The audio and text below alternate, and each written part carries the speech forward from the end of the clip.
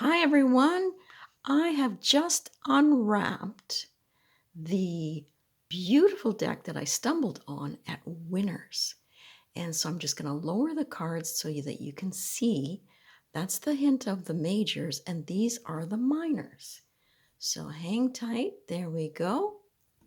And this is got a lovely book with it, and it is called The Trickster's Journey Tarot and Guidebook. And I believe you pronounce his name Jia Sung. So this, as I say, walks us through a journey to the West, which is a 16th century novel. And apparently it's a most beloved retold story from the Chinese literary canon. Now, it's based on the Tang Dynasty, and it tells a story of a folk hero and refers to him as the Trickster. As I don't know whether I mentioned, but it's a 2023 edition. It's fairly new. And I'm just going to get you up to speed because it took me a little bit to understand where the deck was coming from. So it is from that journey to the West. And the Trickster's Journey is a tarot deck that draws, as I said, on Chinese mythology and Buddhist iconography from the Journey of the West canon. Okay, so it brings to us the chance to reimagine the story of enlightenment symbolized by the tarot. So it's a key change to tradition in this deck in that card 0, the protagonist, represents the journey from the fool to trickster. After all, it says a trickster may be a fool, but a fool is not always a trickster, for the trickster contains multitudes. It has the capacity for many faces and many traits, and it goes on from there.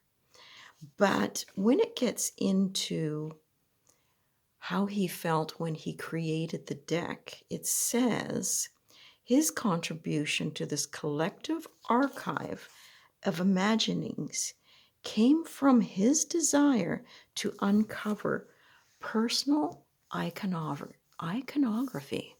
That is a big word for me. And his journey. And he did have a difficult journey, and he talks about some struggles with mental health and really bringing himself to the artwork and bringing all this artwork to us. So let's take a look through these.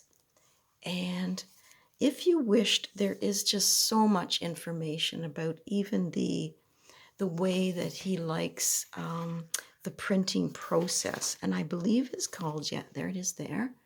He talks about risograph, a printing machine invented in the 80s. And it's sort of like screen printing, but you can do numerous prints at a time. But he said if you wanted to add other colors, you had to register if you could to the best of your ability, but registration is never perfect with that system. And he liked that, and he liked the paper quality that the risograph books were done, and it is just amazing. And I especially liked how he said, when we're reading the tarot for others, it's basically a super way to connect, of giving and receiving readings. And we just want to basically talk to each other, be heard. And it is especially great, he says, for marginalized people who have been failed and erased by mainstream narratives. The stories can keep us alive, and having it to tell and retell helps with healing. And tarot is very much about healing. So let's take a look at the cups, for instance. We have our amphibians, and I did bring one little amphibian under here. I wish I'd had a monkey, but I don't. So there's our Ace of Cups. and he explains all the animal imagery as we go through.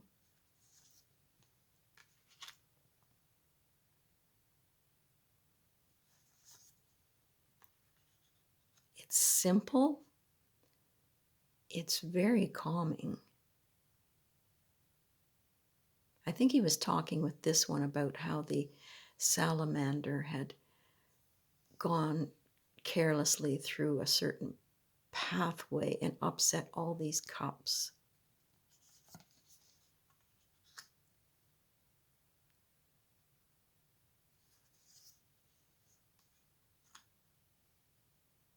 And we can certainly bring our own intuition to the cards.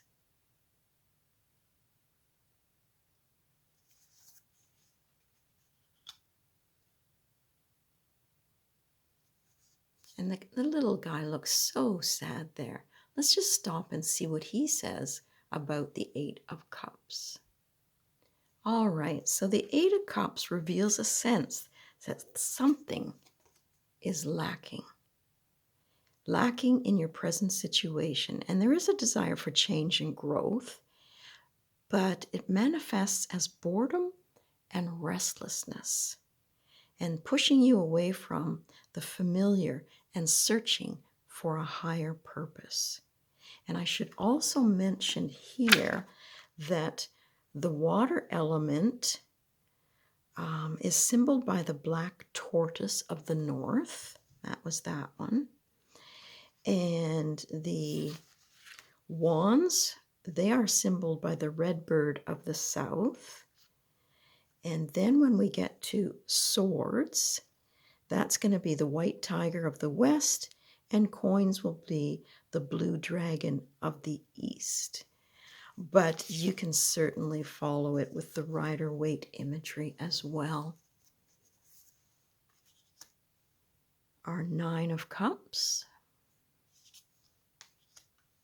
our 10. So I think he indicated, yeah, knights are riding and pages seem to be lifted. Our intuitive queen and our authoritative king. So those are the cups, and you get similar colors, as you can see, running through. Now we get a little bit more of the blues and oranges in the coins.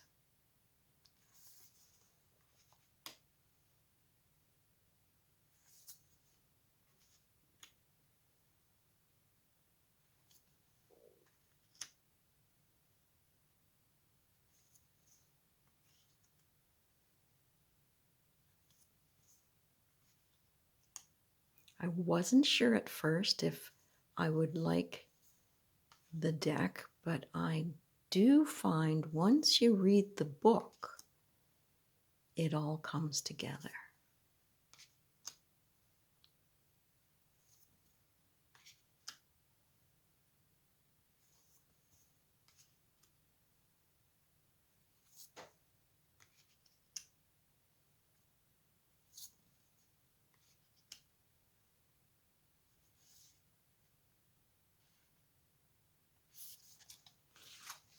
Okay, so now we're going on to, I believe, the birds.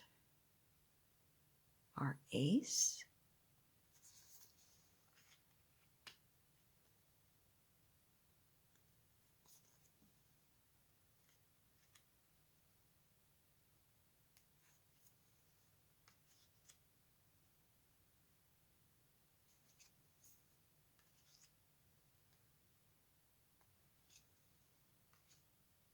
gorgeous peacock,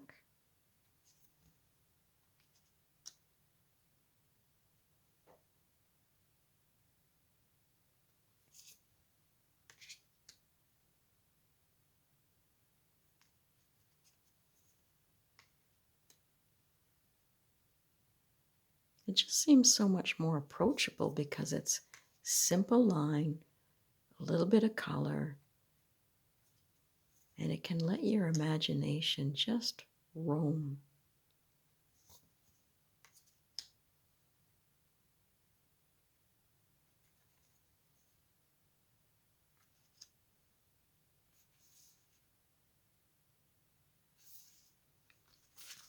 And I should show you the backs. And yeah, the cardstock is great. Okay, so now the swords.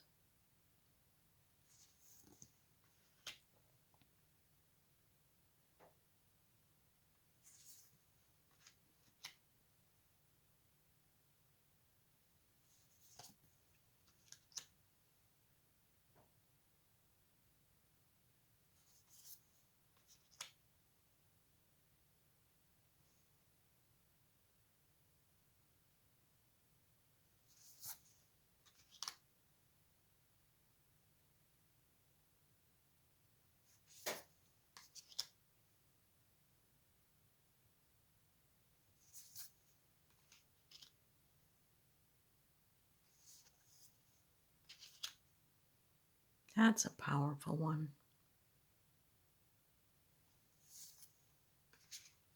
Ouch.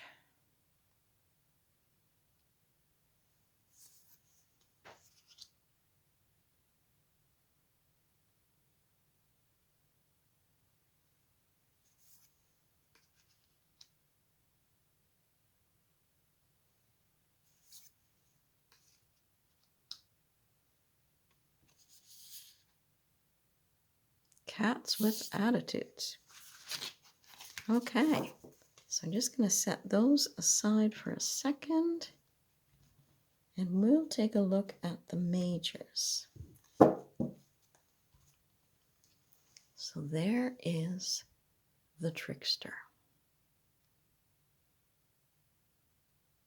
I love the inky pool down here for the shadow. That pondering.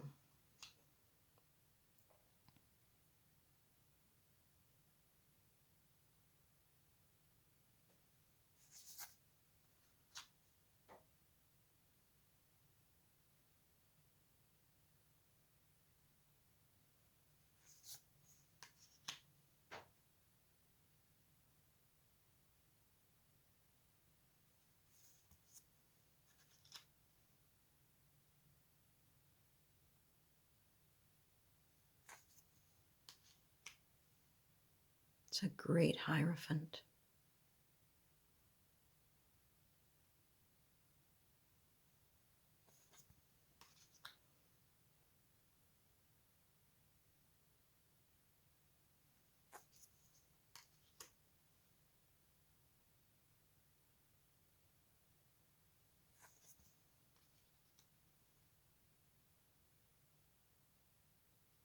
I liked what he said about this card, so hang on. Okay, so against the heady confidence of Chariot, strength stands as its complement. This card represents an alternate approach to mastering adversity, emphasizing patience, understanding, resilience over domination and control, rather than allowing rage and fear to dictate your actions. Lean into the quiet power, the power of your compassion to find your path. And when it talks about the artwork there, I'll just prop this here for a second. There we go. It says, while monkey never quite loses their impulsive tendencies, they learn to temper their brashness with softer ways. And this card calls you to ponder the difference between killing the tiger and befriending the tiger. How cool is that?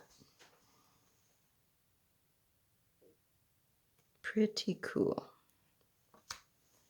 Okay. That's our wonderful hermit.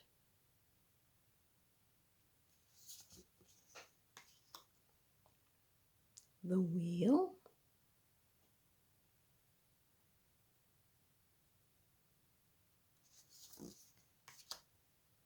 Justice.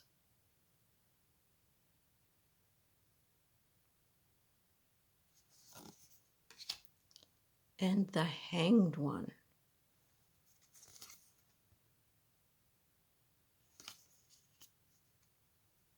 So different. Death.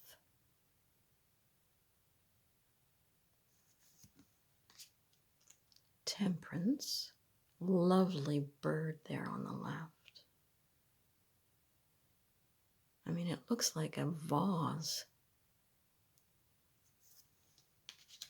The Devil.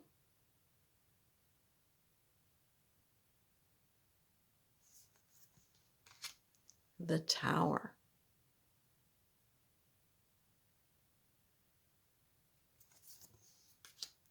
The Star.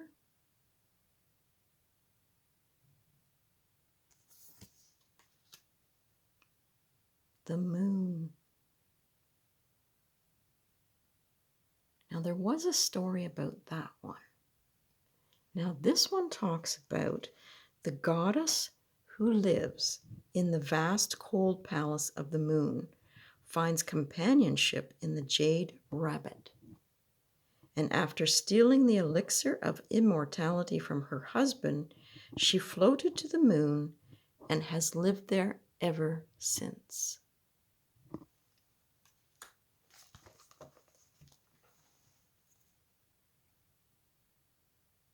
The sun. Love the bird. Judgment.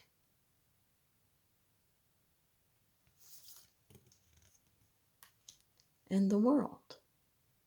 The Monkey King. So if you like Chinese mythology, some pretty good cardstock, and call it a chunky monkey deck, that is hefty. And you are getting some animals and a fabulous story. So if we laid them out, just taking random ones here and there, it's pretty neat in a spread. And there's your backs. So that's it for today for me, everyone, and that is the Trickster's Journey Tarot.